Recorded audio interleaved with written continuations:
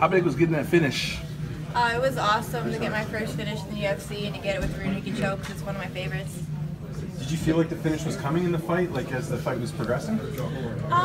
I felt like I was a lot stronger than her and a lot faster than her, so I thought that if I was going to get a finish, it'd probably be in this fight. And you've been labeled as someone who fights a decision a lot. Did that bother you at all? Did you feel like you had to go out there and get a finish in this one? I didn't feel like I had to, but like I said, I feel like my change of camp, I have a little bit of different mindset. I'm more motivated again. I kind of lost track for a little bit.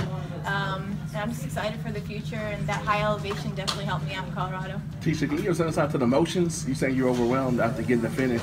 Yeah, it was a tough week for me. It started off really good, and then I got here on Monday, Tuesday, found out my friend was murdered. So, like I said, I dedicated this fight to him. He was an amateur fighter and did really well. So yeah, it's sad. He was only 25 years old, and he was taken from us. How's it feel to have your best performance in honor of him on this big stage? It was awesome. I really pushed forward for him tonight. The first round wasn't as active as I'd liked it to be, but the wrestling, cage work, I felt I was the more dominant fighter, and I just want to progress with every fight, and that's what I did tonight, so I feel good. You called out Michelle Watterson, any particular reason?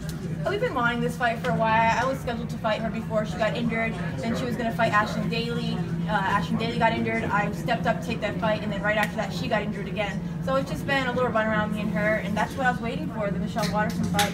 He said in August I'd get the fight possibly, but I hadn't heard anything. It's already almost July, so I was like, man, just give me the fight, please. I heard that Amanda got out, so he waited a couple days to tell me. So I was like, come on, please, I need to buy plane tickets, and he gave me the fight, so I was really happy. Have you ever had to go through adversity like this in a fight? Something as tragic as this, as your friend passing away? No, this is the first time.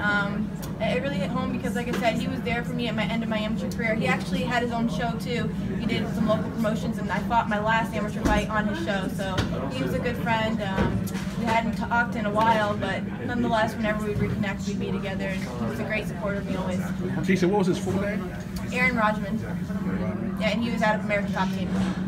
Can you take us through the submission, the shoot when she grabbed the single wasn't tight enough, or how do you?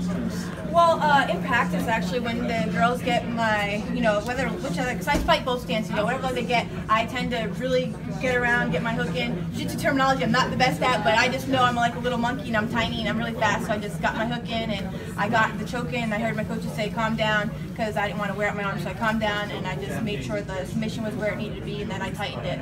You've got all your nails painted except for the one your ring finger's on. Has the silver any particular meaning? Because I got a blingy ring here from Raquel, so I like it. How much has that support meant to you throughout this, all that you've been going through, and especially with what happens with her? It's been awesome training with Raquel. I mean, we have one-on-one training with our coaches, and it's just basically us two, and then we have another girl, Sharon Jacobson, out of Invicta, and then I actually got to train with JJ Aldridge, who fought Juliana Lima last time. She's from Denver, so all those girls have been a big help. And then I spar my coaches and get to beat up them, especially my coach Juan. He likes to beat them up. Having Denver as the new home base, I mean, how much has that transition at all affected you, or helped you? It's helped me a lot. The high altitude training is definitely great. I was at sea level in Florida, so I really like it. I've been there since the beginning of May now when I graduated, got my master's. That's what I was waiting for to graduate school, and now I'm here full time, focusing on fighting again full time. So I'm just really excited for the futures to bring, and having Raquel there to train with me by my side, and I'm just excited for her to come back from her injuries and her surgeries. Let's see, you get the Michelle Watterson fight. When would you like to fight her ideally? What would be like perfect timeline for her? I'd fight her as early as late August. That'd get me right back into fight camp, I guess maybe 6 weeks once I get home, and if I have some vacations to go on after this and celebrate my anniversary. Would you want to fight in Canada on that Edmonton card? That's in September. It's like early September. I wouldn't mind Canada. I just don't really like going too far overseas. But Canada feels like US, so. Yeah. What did your master's criminology. And what do you hope that leads to? What is right now, I hope to gain a title shot soon, by the end of the year. But eventually, one day, if I do go into the field, it'd be in the government field, so FBI, DEA, something like that would be my ultimate dream job. But as of right now, I just want to fight, and Raquel and I are planning on opening a gym next year. So. And just from afar, looking at your social media, it seems like a lot of good things are happening as far as your personal life is concerned, the engagement and graduation. Do you feel like all those things sort of led to you getting this finish, that it's all kind of coming together through personal life which leads to your professional life? Yeah, I feel like for a long time I had everything going for me, the fighting, the school. My love life had always been kind of a now it's on a good track on the way up.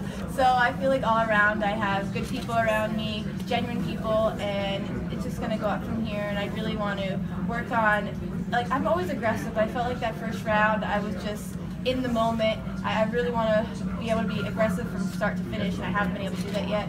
But I do feel really happy with my performance tonight. Since you had been, since you had been in ATT for so long, was that difficult to tell them that you were leaving? How did that go? For sure. It's like, you know, going to, like, you got in trouble or something, you know, telling them, like, I'm so nice and stuff. I don't want them to feel like I'm leaving them because I don't like them. I'm leaving them because I'm on a new path in my life, new journey, new chapter, and I'm following my heart and where I feel like I need to be, and that was Colorado. And I'm happy with the transition. Like I said, I love America's Top Team. I do miss all the girls I get to train with there. They were my really good friends. I'm looking forward to Amanda's fight on Saturday. She's one of my best friends. So yeah, I feel like ATT is my family, but I have a new family now with Colorado. Just remembering that on The Ultimate Fighter, you spoke about criminology and following that as a path, and I remember if it was there was a special connection for that to you. Could you refresh our memory, like what that was about exactly? I just had a lot of things going on in my life growing up. There was drugs, alcohol, bad things, and I'm straight edge. So that's one thing that I've always kept my word to. When I was 13, I told my mom I'd never drink, never smoke. I still haven't done that to this day. The only one day that I may drink something that is wine on my wedding night, and I told Raquel that, but I doubt that I'll even let her do that. So if you guys do see some pictures, it's probably going to be like apple cider or something like that, because I don't think I can give in, but who knows. When is the wedding? We don't have a date yet. Raquel Pennington, if you're around, when is my wedding date? Please tell me, because everybody's asking my wedding date. I don't know. What's happening?